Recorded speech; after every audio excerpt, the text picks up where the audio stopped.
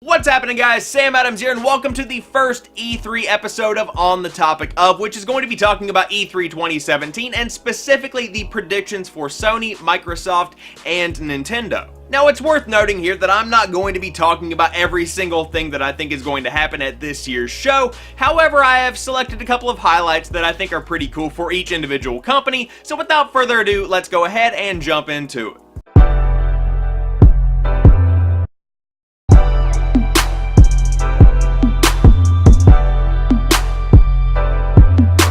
So first off, for Sony, I am predicting that we are going to be seeing some kind of Spyro remastered. Now, I'm not sure if this is going to be some kind of trilogy or just the first game, but with the Crash Insane trilogy taking off like it has, it seems like a no-brainer that Sony would throw a little bit more money behind Spyro and really play on that nostalgia factor that a lot of the audience has going for it, especially those that are around my age that are in their mid-20s that just want to forget about the worries of the world and play the games of their youth, which is probably something that they would be on board for. In Skylanders, Crash Bandicoot did make an appearance along with Spyro the Dragon, and so it just kind of makes sense that if Crash Bandicoot got the Insane trilogy, maybe that was some kind of subliminal marketing push to really bring those names back into people's minds, and so it would just kind of make sense to expect some kind of news regarding a new Spyro, a Spyro remastered, something Spyro the Dragon related at Sony's E3 conference. In addition to that, I'm expecting some kind of news about a brand new Infamous game, whether that be Infamous 4 or Infamous insert subtitle here, whatever it may be.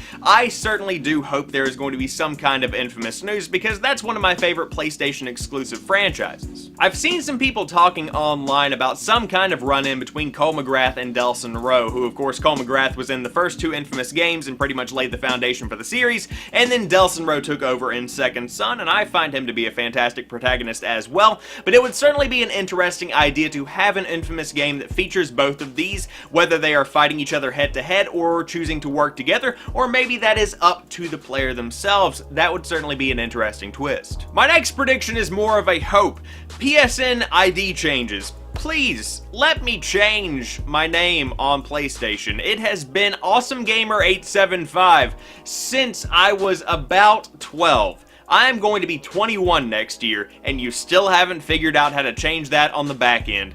Please, put some more effort into making that happen, because it's just embarrassing at this point, and I don't want to lose all of my trophies making a new account. As far as games go, I think this conference is going to be more about filling in some blank spaces rather than announcing new IPs or bringing new sequels into the mix. I think there are going to be a couple of big announcements, but nothing that's really ground-shattering. However, as far as release dates go, I do not think that God of War and Spider-Man are going to get a specific release date, but more so a time frame of around the summer of 2018, and I would not be surprised in the slightest if God of War got pushed back all the way to holiday 2018. That game needs as much time as it can get. And to wrap up the Sony talk, how are they going to respond to Project Scorpio, which is of course the next big Xbox thing that is going to be revealed in full at their press conference this year. And I'm going to go ahead and go out on a limb and say that there is not going to be a brand new PlayStation revealed because the timing just doesn't feel right with the release of the PlayStation 4 Pro and the PlayStation 4 Slim model, if you want to call it that,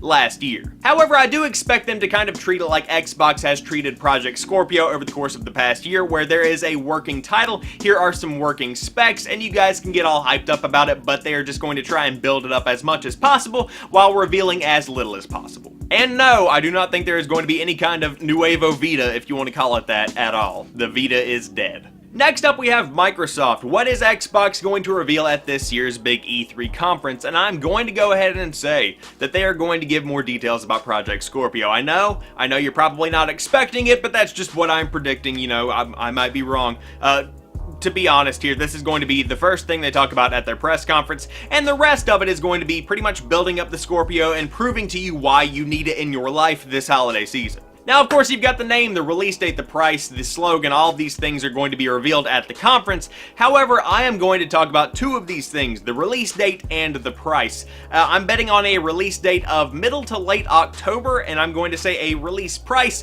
of $499, which I don't think is asking too much because of the specs of the system, but if they ask for more than that, then you're running the risk of people saying, why don't you just go ahead and build a gaming PC? And if it's too low, then people are going to say, well, it doesn't have the power that you would expect for that price. So it's kind of like hitting it right there in the middle. Of course, I might be wrong, but I'm betting 500 bucks is going to be your price point. Next, I'm expecting some Crackdown gameplay because this game has been in the works way too long to not have more details on at least how the development is going, when we can expect the game. There has to be some news on this, and I would say that the reason behind the big delay and the big lack of news really is that it has been reworked for the Project Scorpio. When it was revealed on the Xbox One, it was using the Xbox Cloud to give it a little bit more extra push to render stuff in a more beautiful way, to render more of the environment, etc. And so I think that kind of technology has been combined with the power of Project Scorpio to make the game run and look and just perform in an incredible way. And so they want to save that and show it off at E3 2017,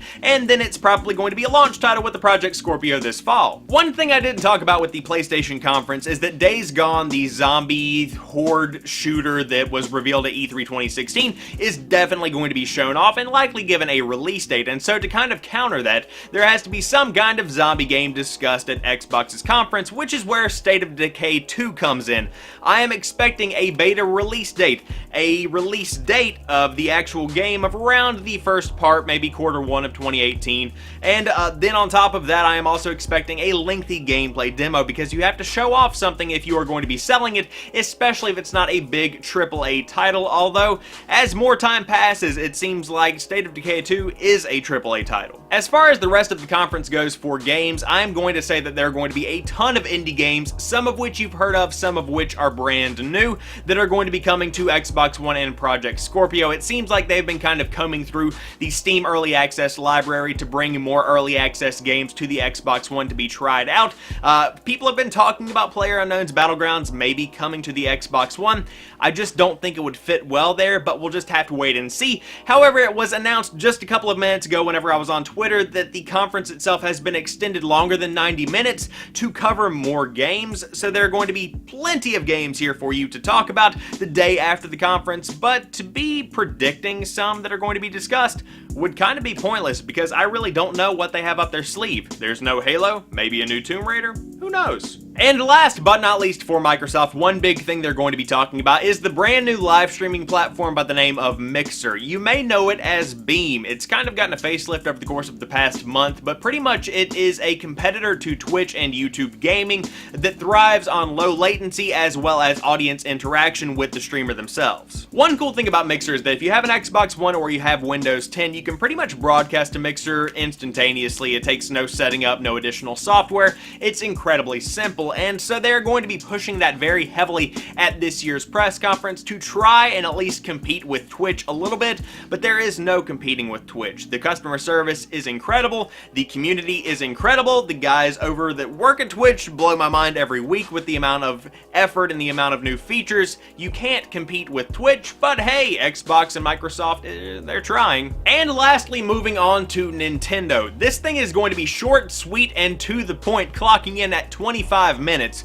Now, of course, Nintendo is a lot different than Sony and Microsoft, if we're being honest here.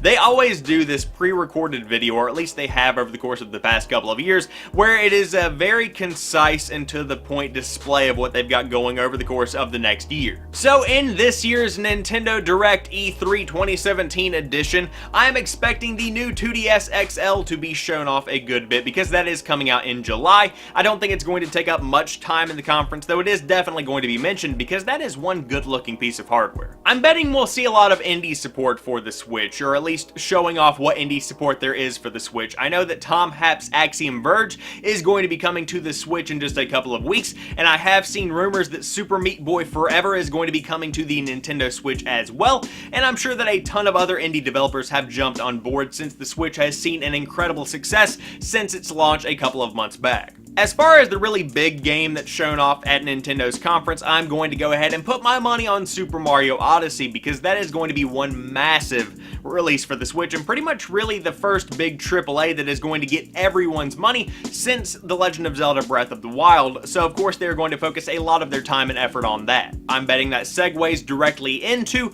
or it segued directly from, a big sizzle reel that shows off all of the games that are going to be coming to the Switch, and then that transitions into what the 3DS is getting over the course of the next year, which is going to be significantly smaller and significantly more Japanese. One big thing that a ton of people have been wanting since pretty much the Nintendo Switch was revealed is a GameCube Virtual Console, and if this happens at this year's E3, I will be blown away. However, I have no expectation of this actually coming to fruition. That's just not going to happen, at least not this early in the game for the Nintendo Switch. After all of that said and done, there will be more talk about Nintendo's new communications app that's going to be coming to a phone near you, at least in an early form in July, and then they'll talk about the new paid program that's coming in the first part of 2018 that is kind of like PlayStation Plus and Xbox Live. However, what I really want is a new Kirby. That's what I truly do want deep down, or at least a new Metroid. Maybe there'll be a new Metroid, but either a Metroid or a Kirby, I just want one of those two on my Nintendo Switch. So those are my predictions for E3 2017. If you want to watch along with me for as many of the conferences as I can watch,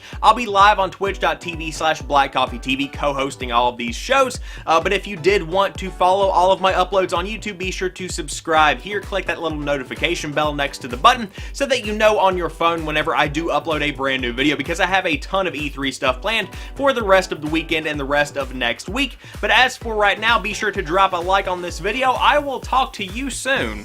Peace.